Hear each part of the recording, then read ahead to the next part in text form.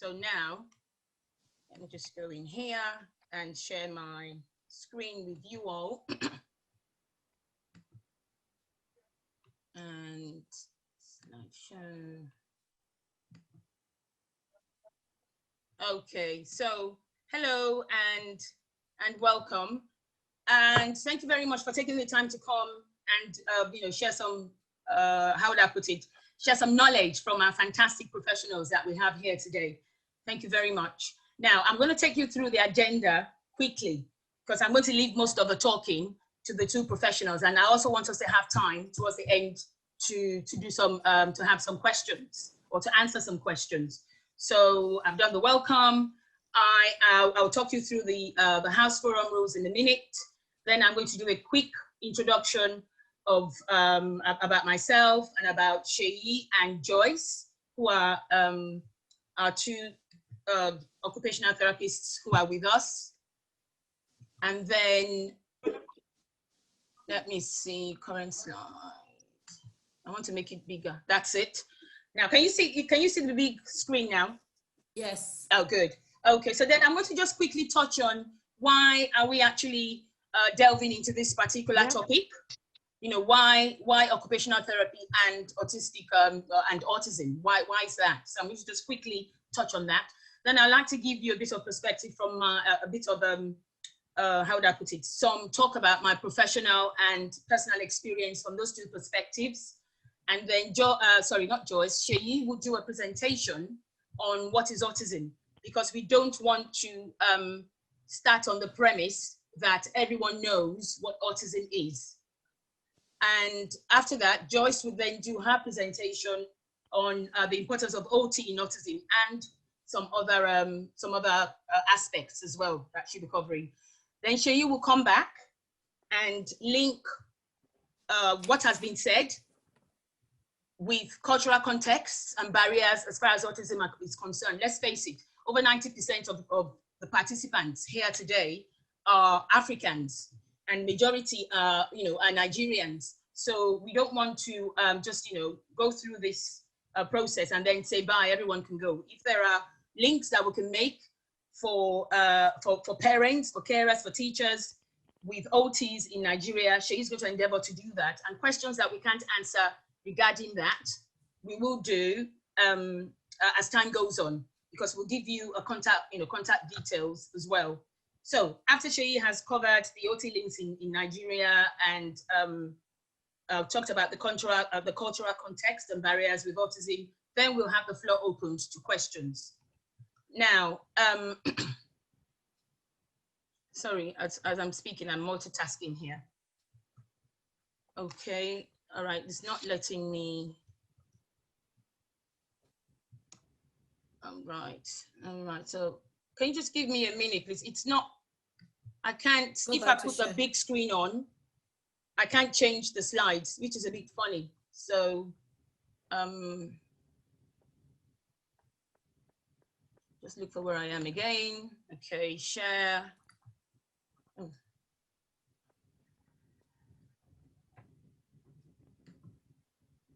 Okay, oh. I think you go back to share screen. Yeah, I'm trying to go, yeah. But can you see? It's at the Hang bottom. on, just give me a minute, I'll sort it out, Because we've been doing very well in our practice run and all that, so. Okay, this is what I want. And if I go back to Zoom now and share my screen, good. And there we are. And share. Okay, so can you see this? Yeah. Yeah, good. All right, so now I'm going to move on to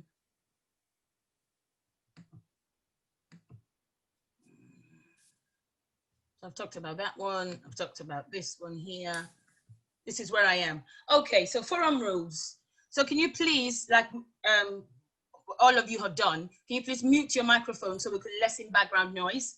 And please be aware also that the session is being recorded as well. Now, if you have questions, we have the chat section, but please can you find Jesse's Place Foundation and direct the questions directly to that name, to me, so that way I can then have a collection of all the questions to read back to all of us and, you know, to the professionals as well. So please don't send the questions to everyone. Look for Jessie's Place Foundation and send those questions directly to me. Please, that way it makes it easier. And, you know, it goes without saying, please let's be respectful and mindful of others, you know, the things we say and what we do. Okay, so a quick introduction about myself. My name is Shola Ogunde, and I am an education practitioner. I've been an education practitioner for actually over 22 years now. I think I'm in my 23rd year. And I've spent about 17 of that in senior management, all in the UK. I am a teacher mentor, and I'm also a trainer.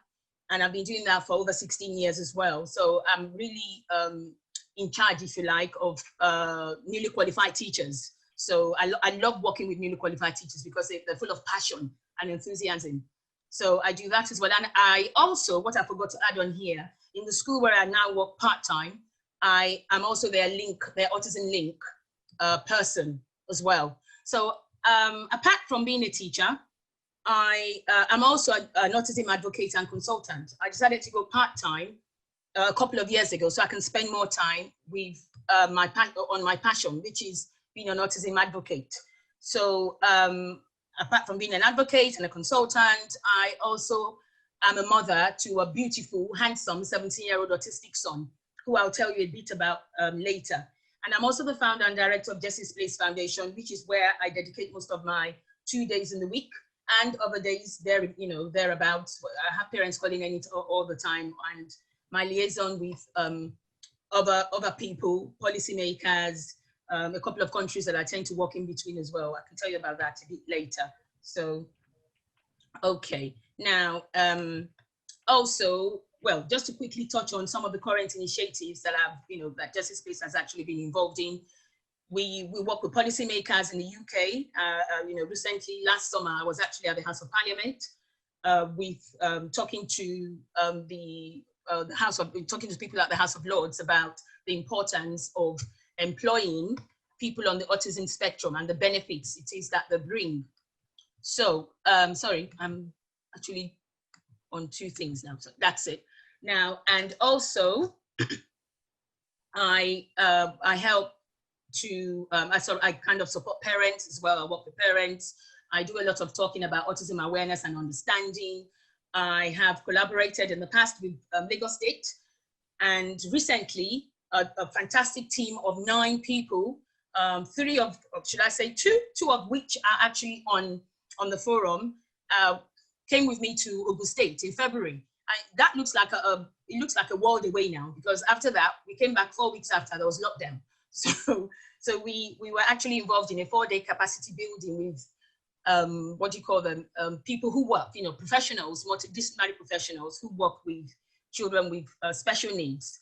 So, and that was a big collaboration between the Women's Affairs, the Commissioner and the Ministry of Women's Affairs, the Commissioner and the Ministry of Health, Education, all in Ogun State as well. And for now, as we speak now, Jessie Place is actually in collaboration with those ministries, and we're trying to set up a fit-for-purpose database for everyone with a disability. So it's going to actually filter, the age, the kind of disability they have, so we can point them to services within Ogun State or within Nigeria. And we continue to support parents and also professionals. Now, I'm going to talk to you quickly about one of the professionals that we have who is on board. She is, sorry, just excuse me, I'm going to drink a bit of water. She is a very, very compassionate person when it comes to special needs. I had the pleasure of meeting her when I was actually in the preliminary stages of research for the program that we did in February. So I was signposted to her at Federal Medical Center in Abeokuta, and I was very, very overwhelmed with awe, if you like, for her hard work and what it is that that she does, which is really a selfless service. To be an occupational therapist in Nigeria is not an easy thing at all. So we have with us the pleasure of Sheyi Ojurongbe, who has now become like a little sister to me, if you like. She's an occupational therapist with many years of experience working with children and young people with disabilities. She completed a bachelor's degree in occupational therapy from Obafemi Awolowo University at Ile-Ife. She also completed a master's degree program at Coventry University in the UK, which coincidentally is the same university that my son actually attended. She's currently the lead occupational therapist at the Federal Medical Center in Abeokuta. She has spoken at several conferences, and she's quite passionate about empowering parents and children with special needs. She was also part of the process for the program that we had in February, and you could just see that her commitment and passion for the job she does, which I have to say does not give her enough respect, to be honest, because, you know, when you look at the way we treat professionals with disability in Nigeria, we still need, you know, they don't actually get that due respect that's due to them. But she just carries on with her job selflessly and compassionately. So she's someone that I have to say I have a lot of time for. I haven't told her that before, so she's hearing now. Now, we also have JOYCE ADEKOYA. JOYCE is, I think JOYCE exudes passion. She exudes professionalism. And she's just someone who is always on the go. She's just completely passionate about what she does.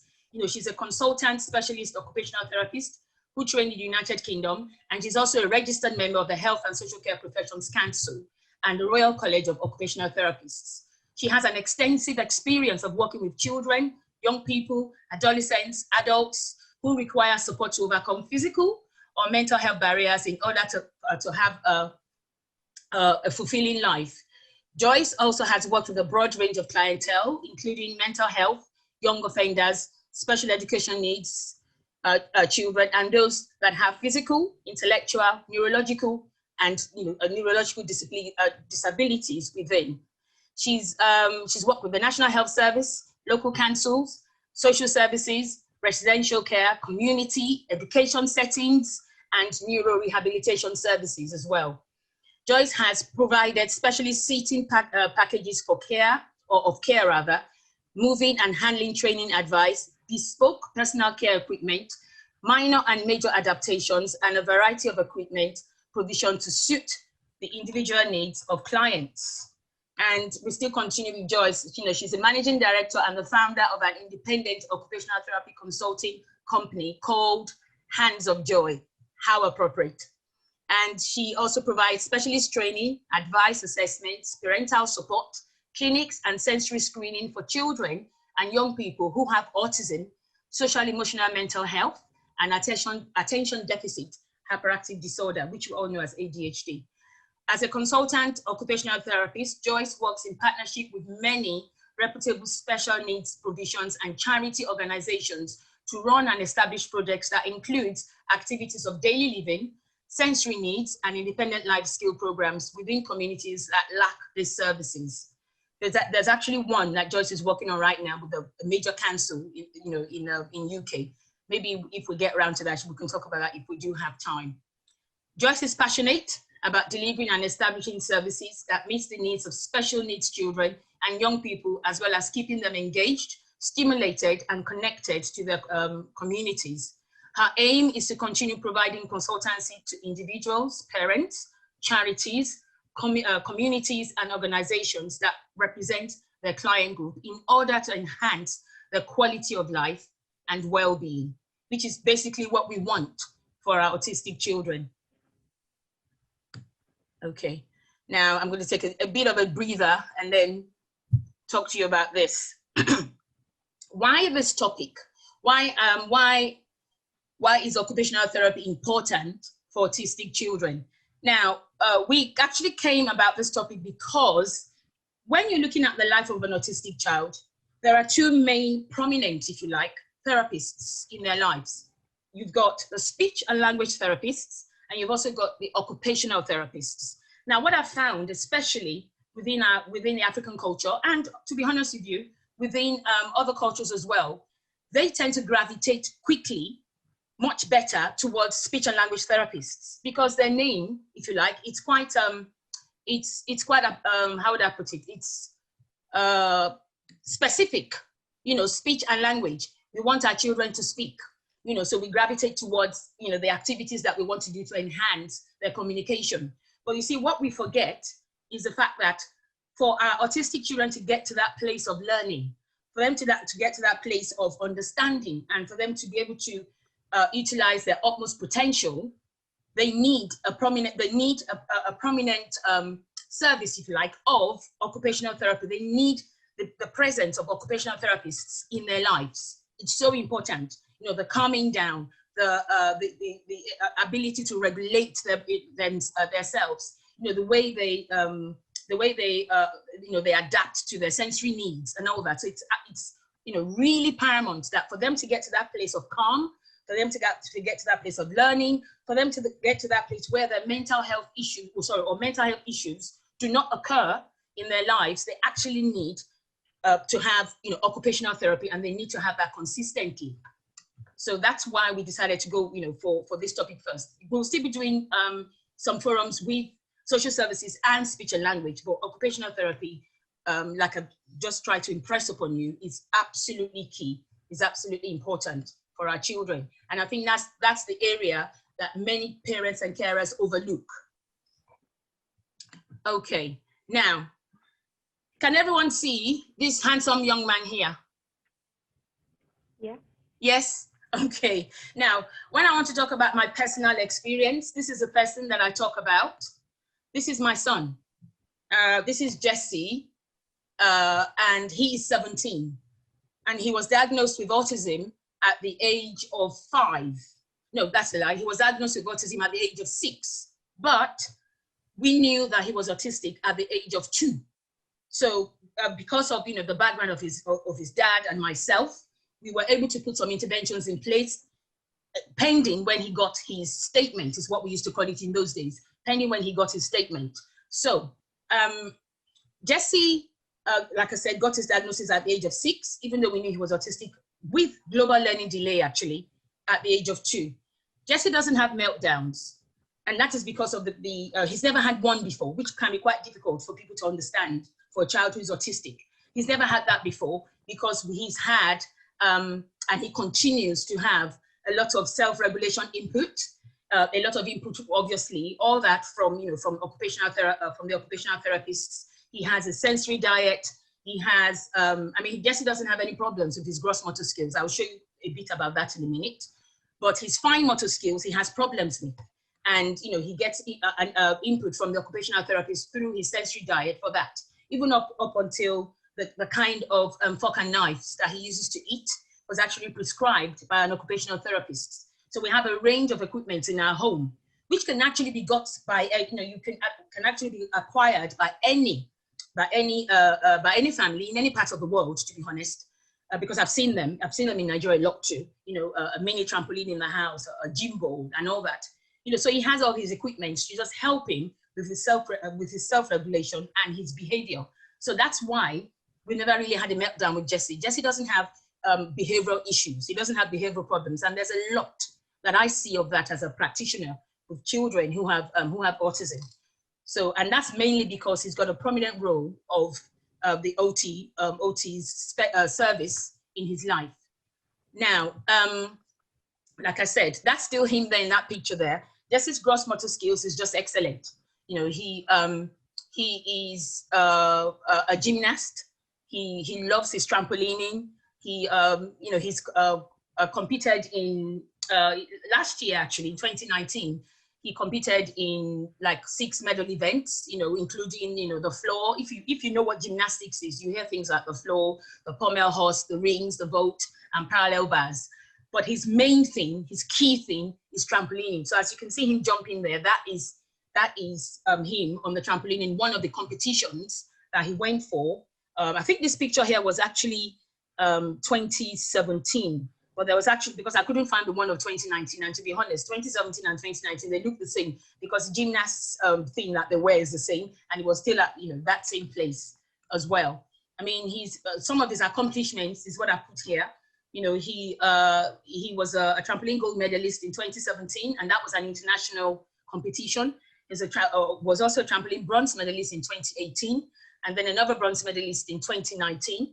And then he was the best male gymnast just last year, and the most improved gymnast, and the best athlete at his school as well.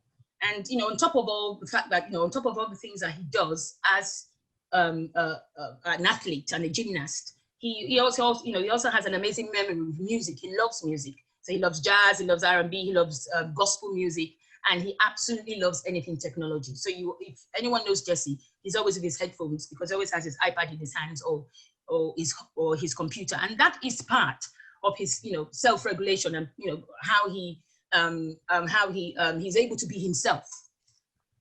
So I'm going to pause there for now, and we'll talk about where you can contact us for further questions later, because now I am going to hand over to Sheyi, who will talk to us about autism, because we don't want to start on the premise that everyone understands what autism is. So she's going to talk to us about what autism is, and then we're going to come back to her a bit later as well, but we just want her to do that bit for what autism is. So I'm going to come out of sharing. Sheyi, are you there? Yes, I am. Okay. So are you able to share your screen? Yes, I'm about to do that now. Okay.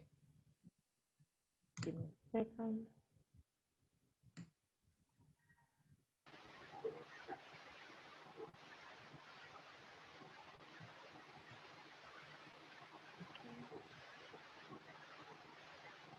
Okay. Data.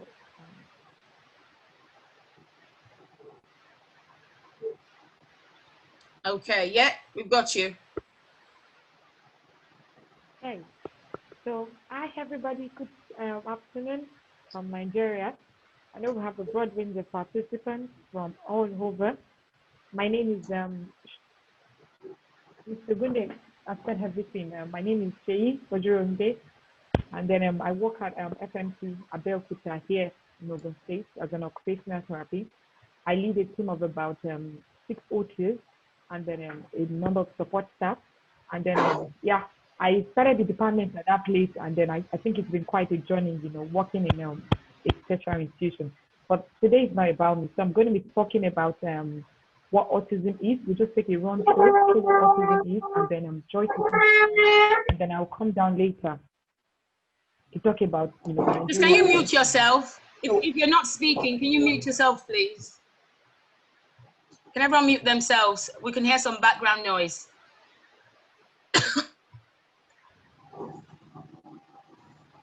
Yeah, okay. So, autism, I know a number of people here. Sorry, Sheyi, can you unmute yourself?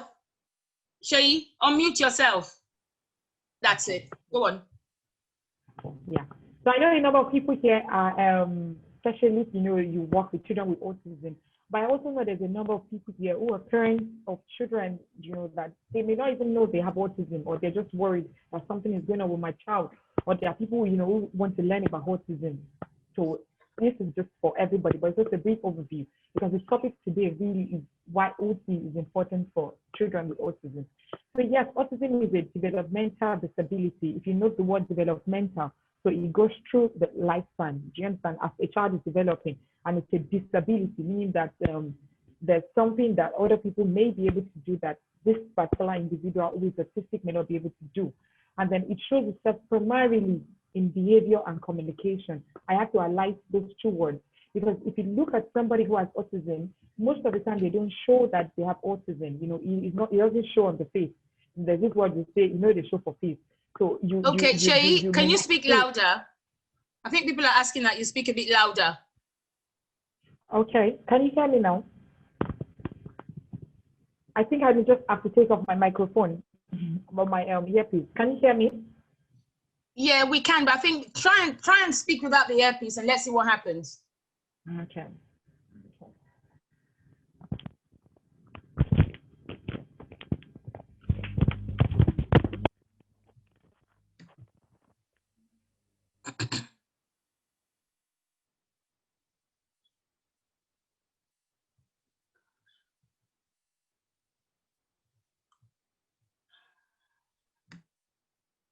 Okay.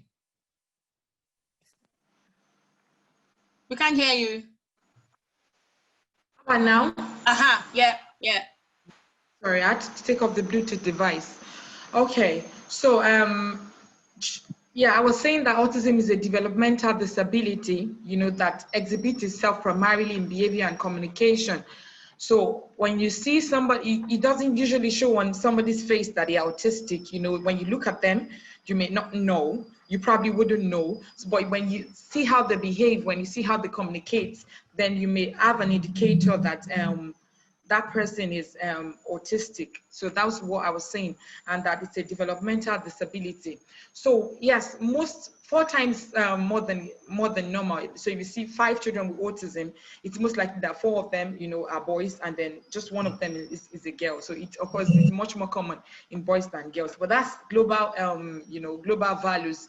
We don't know what it is in Nigeria yet. There's been no gender study here that has actually studied, the prevalence of children with autism. But let's just take it that it's 4 times, it occurs 4 times more in boys than girls.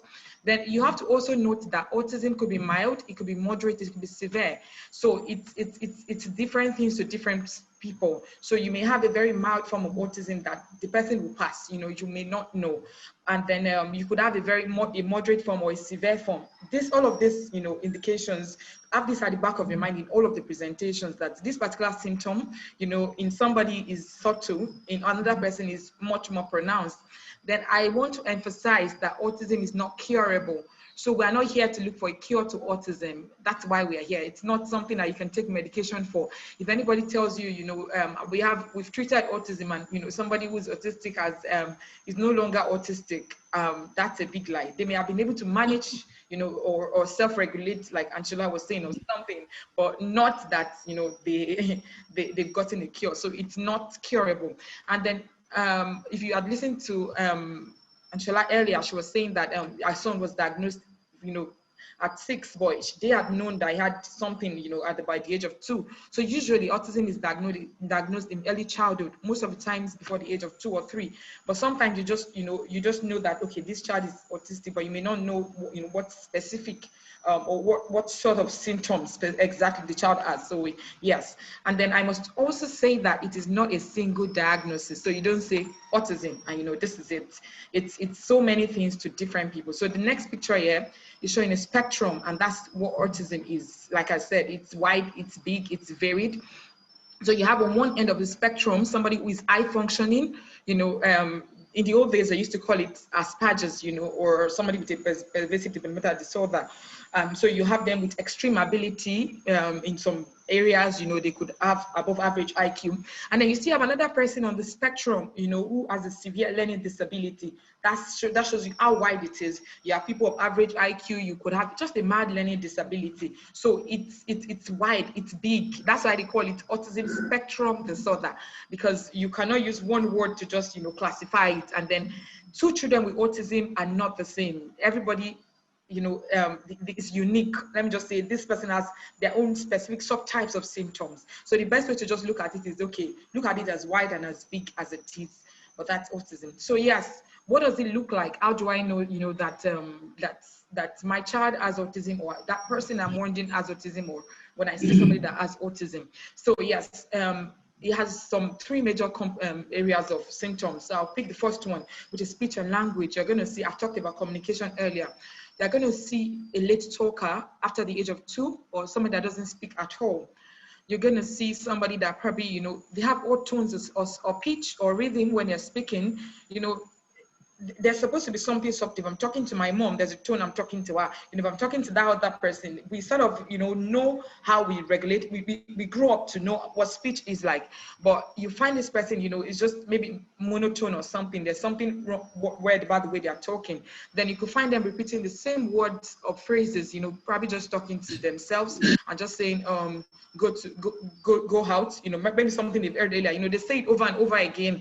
And, you could get annoyed and you can just stop, but they have no communicative intent, they're just repeating those words or phrases over and over again. Then somebody who is autistic would a lot of times has trouble starting a conversation. They may not come to you to start a conversation, or even if you're talking to them, they will have a lot of trouble keeping that conversation. So, conversation should be tofu. I should talk to you, you talk back to me and all that. But you find out that the person you're speaking to, is not as responsive as you would like. So, and then another thing is a child who is autistic may probably find it very hard, to let you know, I need water, I need this. It's just really hard. That this person struggles, to communicate their needs or desires. Then a lot of their problems also has to do with speech comprehension. Many of these problems has to do with speech comprehension, that's understanding speech. So they have difficulty understanding just simple statements and questions. How are you may take a long time before you get a response. You may take a very, very, very long time to say I'm fine.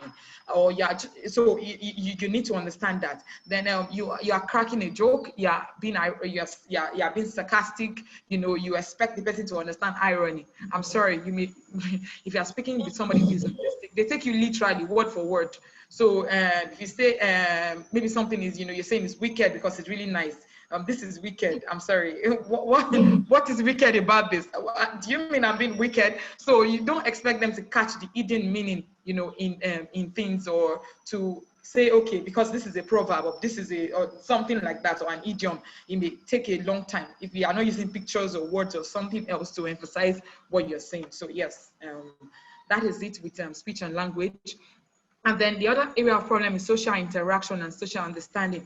So we autists call it that they lack, so everybody says they lack social skills. So, if I'm in this room now, I'm expected to look good, act nice, sit down in a particular way and sit still. But somebody with autism doesn't understand the social norms. Social norms are often something that we don't teach verbally. You just you see your parents act that way, so you pick up on it.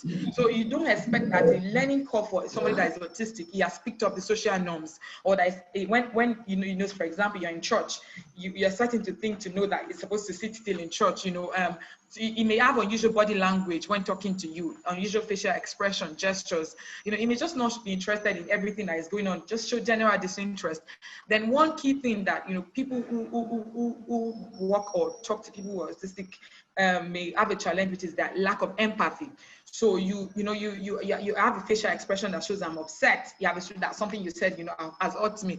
It may be totally lost to somebody who has autism, because they don't understand how you feel. That ability that we have to understand how somebody else feels is really lost to them. So then also they are unlikely to approach others. I said earlier in speech and language, initiate a conversation. It's more or less the same thing. Somebody walks up to you to say that's something that it's a disability that they have. Then oftentimes they prefer to be alone. They may not make friends at all, or they don't make friends with people of the same age. And then they may not like you to hug, touch. It has to do with the sensory. So don't hug, don't touch me. You may just come and then they are really honest people and just say, oh no, I don't want you to hug or touch me. So yes, that's it with social interaction and then social understanding. Yes, then also the pattern of play is restricted.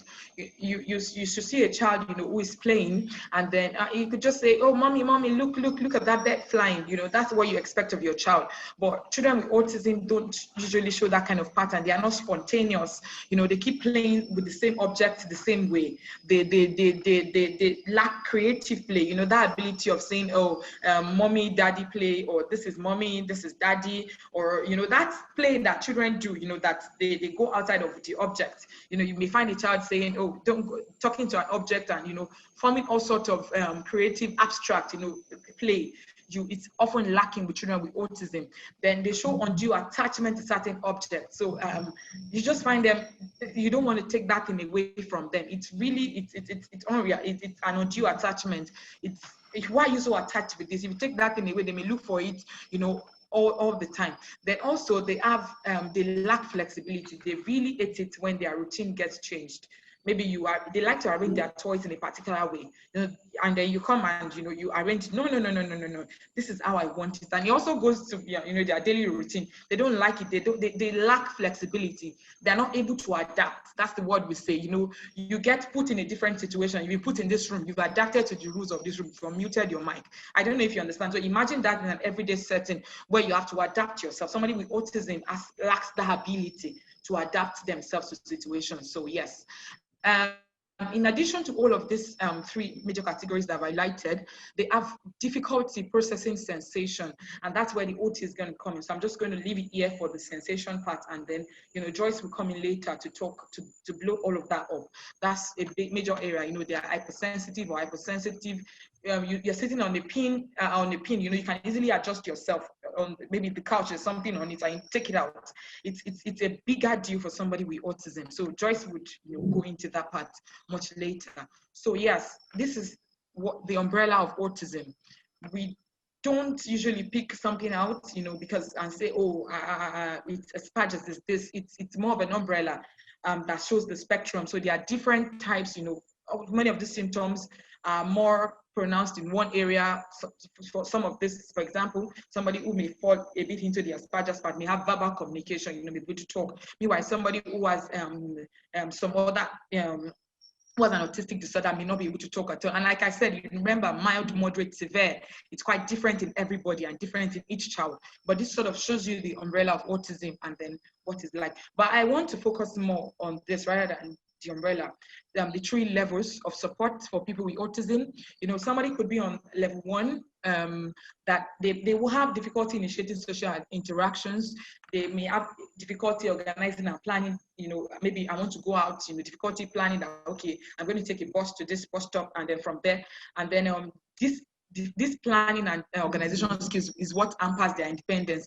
But they require support, but not so much. If you just put a little support, they can live a very independent life, and then they would be good. And you may not even know if they have good support that they have autism. Then there's level 2 that requires substantial support, not so much, not as much as them, not much more than level 1, but not as much as level 3. So here, their social interactions are limited. They may be speaking in very few sentences. But if you look at this chart, look at the first picture. There's a circle. There's a child that is just outside that circle.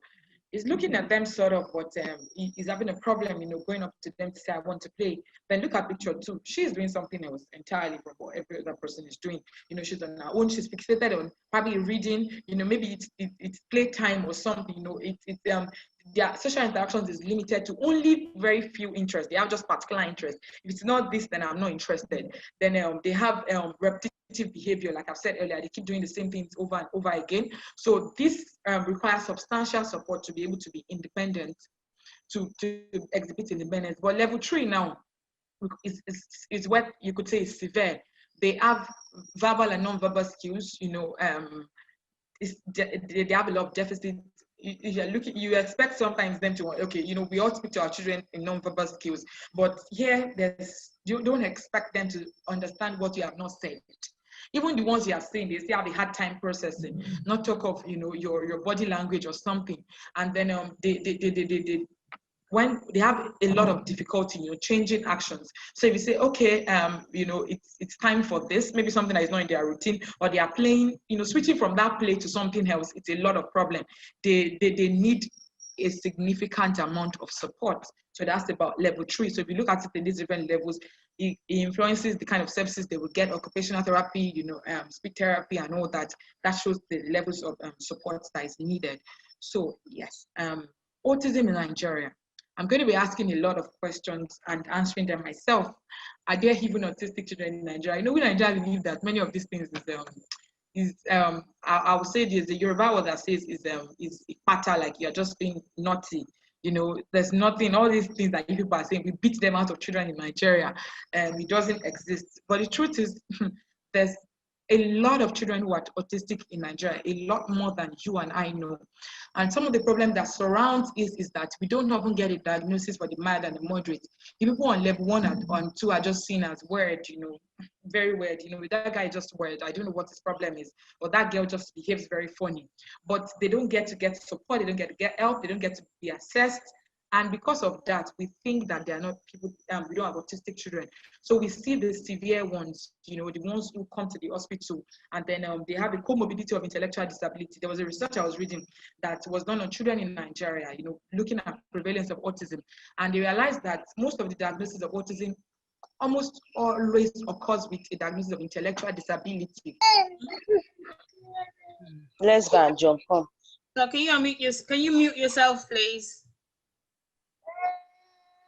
So that tells you that if you almost always occurs in intellectual disorder. So it's only the people who have severe autism, you know, who have a severe form of autism that we are getting to diagnose. So if you say that, so it means that those who have a more subtle form or who have some moderate disability, we're not picking them. So that shows us that there's, in fact, if you probably maybe somebody you know, almost everybody here would know somebody that has autism, but they may not have a formal diagnosis because they have not been to the hospital or they have not had the chance to get help. But yes, there's a lot of autism. It's not Western, it's not ethnic based, it's not household selective, it's not for poor people, it's not for rich people. It's just what it is autism, and then that child needs help. So yes, like I've just said earlier, that autism is poorly recognized in Nigeria. And some of the reason for this training, and for many of the people, I'm hoping that at the end of this, you know, you can see somebody who has autism and then you can say, yes, you know, that person, that colleague of mine that I've been upset about, or that child somewhere that I've been saying, you know, a parent didn't train her well, she has autism, and I'm going to be a pointer for them to say, you know, go and get help after today. We're really hoping that at the end of this training, you know, this is going to happen and that you'll be able to recognize autism better. So who diagnoses autism in Nigeria? Yeah, usually it's the pediatricians, and then a few occasions for people who are probably adults or all that, the psychiatrist may do a diagnosis, but traditionally the pediatricians, but also people who work with children with autism, speech and language therapists. I am a therapist, that people that come to my office and don't have a formal diagnosis of autism, you know, and I could be able to say, there's a pointer here, I think this child has autism, and then we are sending for assessment, or I'm doing the assessment myself. But officially, the pediatrician should be able to give a formal diagnosis of autism. How is it treated? I expect someone to be answering my slide that it is not treated, it is managed, it is supported. You know, you can't get a cure for it. You can't, you know, you can't go away. So it's better to think of support than of treatment. So, and that is what we're looking at, an aspect of that support, and that's what we are here today to look at. And then, so yeah, I'm sorry. Yeah, I think that's the end of my speech now. I would land it over to Joyce and come back later. Thank you, Shay. You whizzed through a lot there. Well, I can see some people clapping for you. In fact, I'm clapping too. Yeah, well done, Shay, for that. You whizzed through a lot there, and it's funny because as you were speaking, one or two people were sending me a message about, oh, she hasn't talked about this, she hasn't talked about that, and then you were just talking about it as you were going on. Now, if anyone should ask me, someone who sees herself as an autism advocate, you know, as a teacher or as a parent of a child with autism, if I want to break it down in layman's terms, what autism is, I always say it's a condition that affects social skills, communication, and behavior. So, but those three areas are huge, and that is what Shay has just tried to quickly cover. We're not really here to dwell on what autism is, but there's no point in talking to you about the importance of what autism is, and the importance of the importance of occupational therapy in autism if we don't touch on autism a bit. And I have to say that I liked what I drew one or two things from what Shay said there. The key one for me is this, and I'm never ashamed to talk about it. There is no cure. What you have is a better quality of life if those children get their interventions.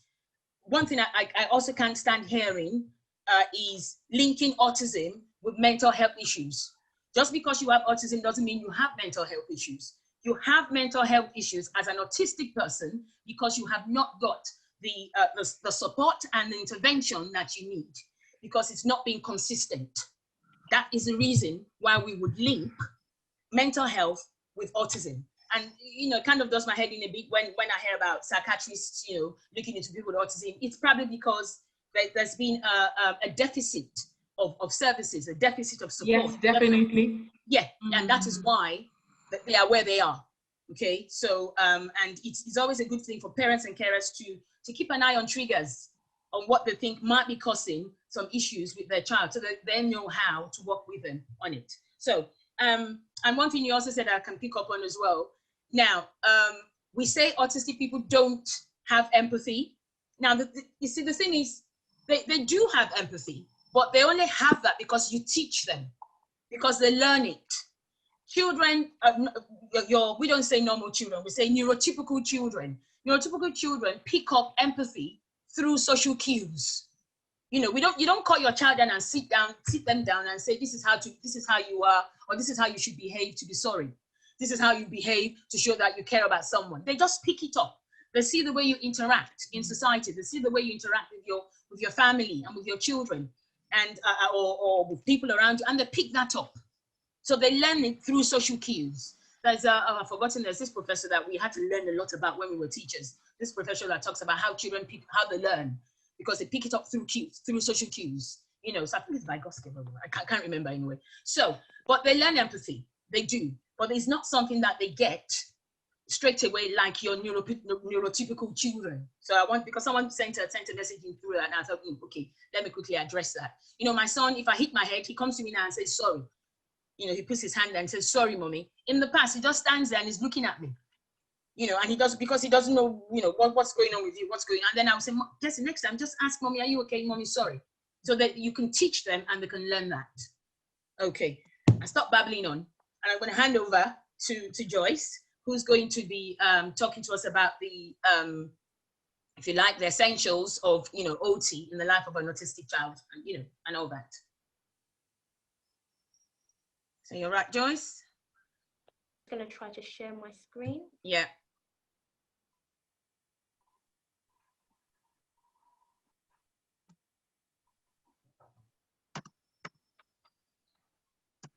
Right. Good afternoon, everyone. Once again, thank you for coming. It's a pleasure to be here. And basically, the essence of this is to explain in a bit more detail how and why occupational therapy is important in the life of an autistic child. I'm a consultant occupational therapist and the CEO and founder of Hands of Joy, who provides expert advice, training and consulting to individuals, parents, as well as the community and other organisations as well. So there's a few bits and pieces to go through in the content, but as I go along, I'm going to be explaining in detail just to bring about more understanding. So occupational therapy is often something that, you know, people might have heard or might not have heard. And it's something that a lot of people don't generally tend to understand. However, it is a very broad discipline in the sense that there are OTs that work, you know, with adults as well. They work in the prisons, they work in a variety of different settings. But in the pediatric setting, occupational therapy is seen as a specialist area and actually requires postgraduate training and further training in this area to specialize in because of the depth and the complexity of the cases. So occupational therapists, they aid children and young people to complete everyday tasks to the best of their ability. It encompasses the occupation that children partake in school, home, and the community. So the whole essence of occupational therapy is to go into the natural environment of the children that we work with. So that sometimes entails doing home visits, that entails going into the schools or working in the schools, going into churches, going into the communities to support the children to live good quality life. We are also concerned about the, you know, skill development and motivation, as well as the actual participation in activities that they need to do. So there's that phrase occupation that keeps coming up. And occupation, I know in a general sense, might mean work to some people, but from an occupational therapy perspective, we understand occupation as ADLs, which is activities of daily living.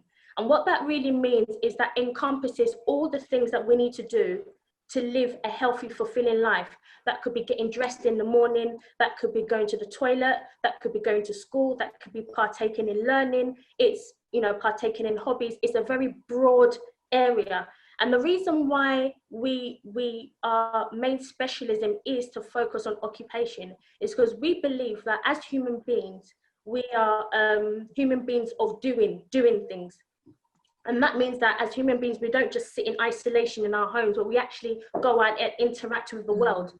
And that also entails, you know, part of your personal care, you know, going to school, going out into the community. However, we take these things for granted because a lot of children that are autistic don't tend to sometimes lack some of these abilities of what we call sort of basic care needs and need extra support to either become more independent or need support with some.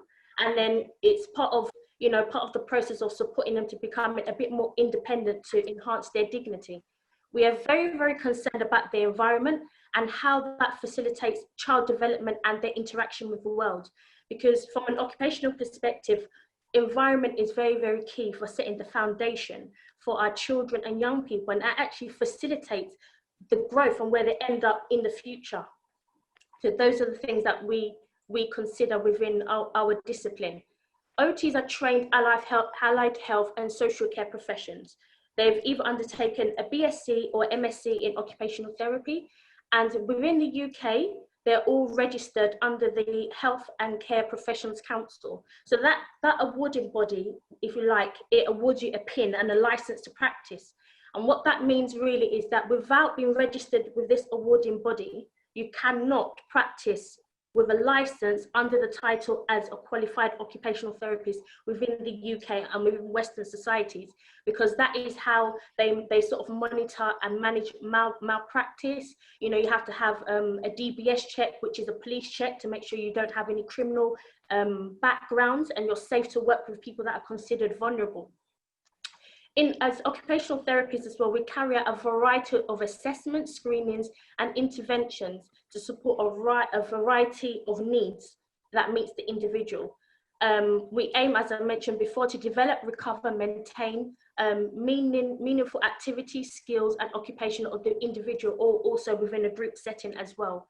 We work in a variety of settings. As I said, for the focus of this presentation, it is focusing on pediatrics in the context of autism, but occupational therapists work in a broad range of settings. That could be from social services to neurology, to hospitals, to rehabilitation, to private clinics, charity organizations, as well as local authorities as well.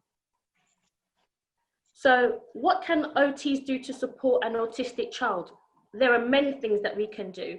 Part of the basis in the first instance is always to identify the needs. So before we go further, we always have to be looking at what are the needs of the child. So we usually identify that by assessments, screenings, and checklists. And really what that does is it if you like, embodies the needs of where we need to channel our plans and our therapy goals. And what looking at is what we call a strength-based approach. So we look at what the child can do, and also what the child can't do, what the sort of realities, if you like, of what they can really attain. Because the goal is always about well-being. It's not about trying to cure, as Shayi and Sholad mentioned before. It's really about supporting and aiding a good quality of life. We also support, as I said, with self-care, washing, dressing, hygiene, toileting, assessments, and recommendations. We also help set up programs and also do private clinics which incorporates independent living skills, whether they need to travel. So when you're autistic and you're within the Western society, we usually have a pathway, and that transition means that when a child clocks 18, up until when they're 25, they still have that remit for funding and extra support, which is provided from the local authority. So there's a great emphasis at that point for independent living skills. So that word independent doesn't always mean that they can do everything on their own, but it means what they can do and what they can achieve, you sort of support and, gear them towards those avenues so that they actually can, be able to stand up and hold some kind of achievements in their life. We also support with social skills and communication. We look at personal safety and handwriting development as well. We also help with coordination, challenging behavior. Now, challenging behavior is another phrase that I would say in brackets, because within the occupational therapy world, we don't really say challenging behavior, but actually what we do emphasize is that behavior is communication.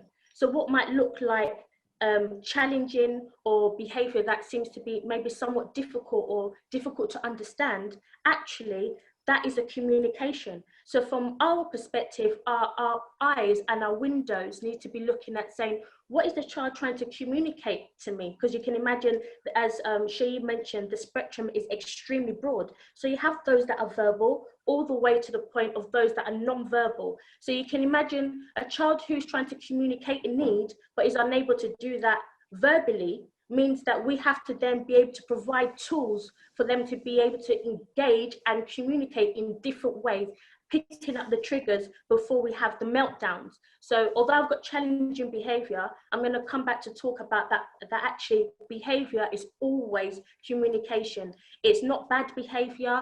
It's not that they're trying to be naughty. It's a way of them communicating a specific need. And our responsibility as parents, as neighbors, as friends, as communities is to learn and try to understand what they're trying to communicate and meet them at their point of need. We also support with mental health. So the reason why we also support with mental health is that, as you know, sometimes autism can go undiagnosed for a long period of time, because usually within the United Kingdom, sometimes the professionals are not quick to diagnose when a child is in the early stages of their developmental stages. Reason being because sometimes some children might exuberate some symptoms that may look like autism, but might actually not be autism. It might be maybe subject to environmental factors or some kind of trauma that is actually linked to mental health. So like Shola rightly said, mental health is different from autism. However, children that have autism may have mental health as well as maybe as due to subject of trauma or abuse or so forth. So you can have them actually interacting with themselves.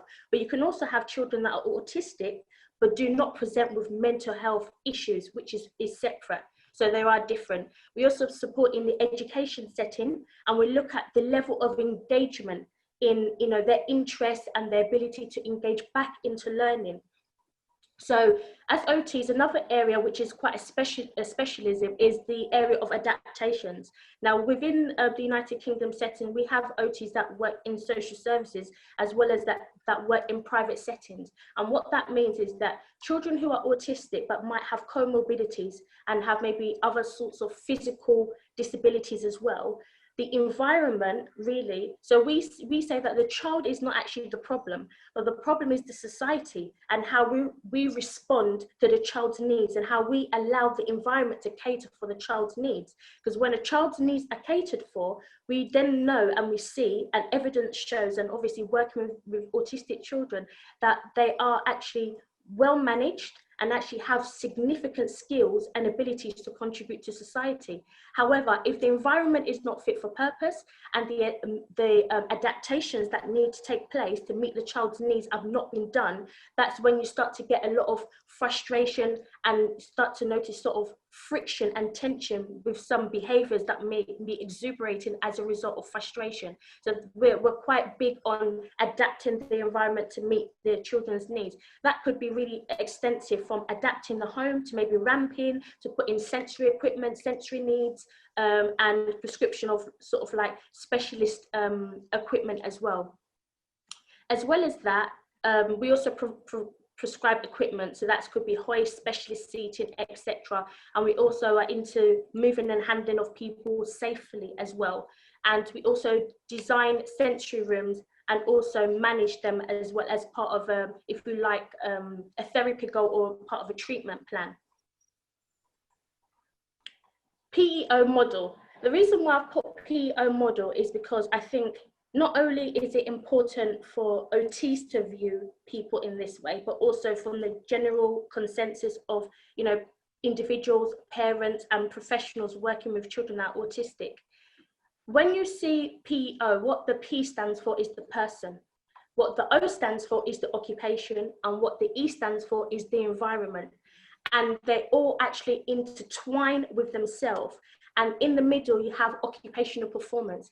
And what this model essentially means is just a way of viewing a person, that people actually as an individual have their own values, they have their own belief systems, they have their own roles, their own routines, they have their strengths, they have their weaknesses, they have their own cognitive and intellectual abilities, as well as limitations.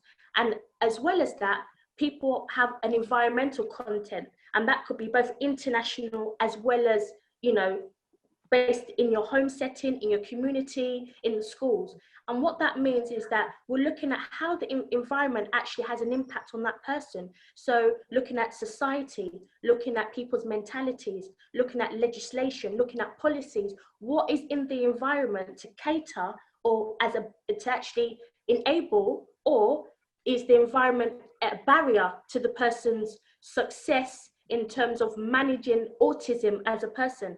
Because sometimes we have to look at it both ways. There are both enablers and they're both barriers.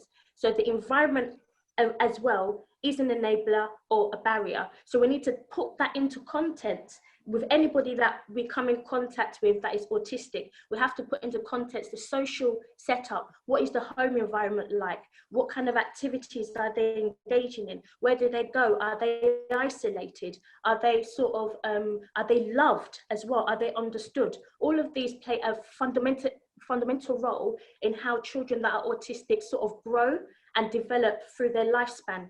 And then you have the occupation, which is sort of your self-care, your leisure, your productivity. Are they having good sleep? What is their hygiene like? What is their, you know, eating habits? Well, as we know with children, diet is a very, very essential part of raising children. And sometimes some foods that we give children as well can also be a trigger for other things that might seem like maybe autistic symptoms, but really we haven't really managed some of the basic care needs, if you like, in the onset. So we haven't really given that child the best opportunity, if you like. So that's what we call PEO model. It's the interaction between the person, the environment, and the occupation, and how those things intertwine and have a significant impact on the person's life.